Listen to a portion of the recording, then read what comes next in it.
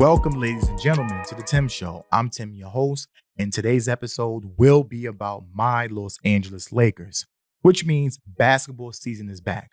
And I'm not that excited. It's not because I don't want to watch basketball, because I love basketball. It's one of my favorite sports. It's because I live on the East Coast, and unfortunately, the Lakers play in California, which means most of our games will start at 10:30, and I'll be up until 1:30, 2 o'clock, stressed out watching this team because this Lakers team is stressful to watch. And it started game one of this season. I do know there's people who watch or listen to my pod and they'll say, well, what do you mean you're stressed out? All of your teams win. You like the Chiefs. Well, yes, I do like the Chiefs. And let me give you a little backstory about them. They weren't always good. We didn't always have Andy Reid. We didn't always have Alex Smith. We didn't always have Patrick Mahomes.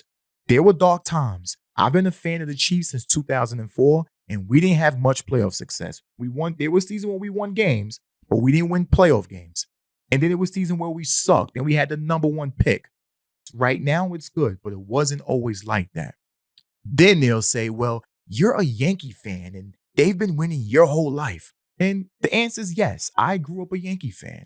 But I do have an announcement about the Yankees coming up. I won't announce it until after the World Series because I don't want to make this a baseball segment. But it's important. I can't wait to share it with you guys. And then they'll say, well, all right, you are a Laker fan, right? That's bandwagon hopping. Yes, I am a Laker fan. It was inherited from my dad, who was a longtime Laker fan. But you want the backstory on that too? The Lakers have not been good.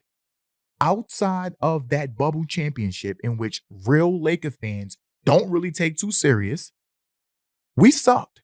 We have not come close to winning a championship since 2010. That's 15 years. 15 years since the Lakers have been dominant like we were used to when I was a child. So I think we've been humbled a little bit, right? That leads me to this season. And I don't have much expectations on this team. It doesn't mean I don't like the roster. I just have a lot of questions that need to be answered. Like the elephant in the room, LeBron James. He's injured. He didn't play game one, and he won't play until maybe mid-November. And he's older. So who's to say he's going to come back being the same LeBron James? He has a huge contract. If you was to add, let's just say you added a random player that gets paid $50 million a year to this Laker team with Luka, with Austin Reeves, with the guys that we have on the roster. That is a good team. Instead, we're adding an older LeBron James. We don't know what we're going to get out of him. Father Time waits on nobody, and it might be his time. Only time will tell. But what I can tell you from what I've seen in game one of the season and knowing that we don't have LeBron, somebody else is going to have to step up on offense. It can't just be Luka and Austin Reeves because it seemed like those are the only two guys that came to play on the offensive side of the ball. Luka, Slim Luka, he was amazing. He actually led us in every single stat. Rebounds, points, assists, steals, blocks. Yes, Luka was playing defense opening night. We're going to need someone else to join him in Austin Reeves, who had 26 points in that game. I don't know where Dalton Connect was for game one, but I'm hoping he'll play tonight moving forward. But we're going to need his offense. He's a guy that I believe that could take a next step in year two to help out with Reeves and Luka. DeAndre Ayton is a project. They're taking a chance on him. He had a lot of upside coming out of college. It just hasn't translated into the NBA consistently.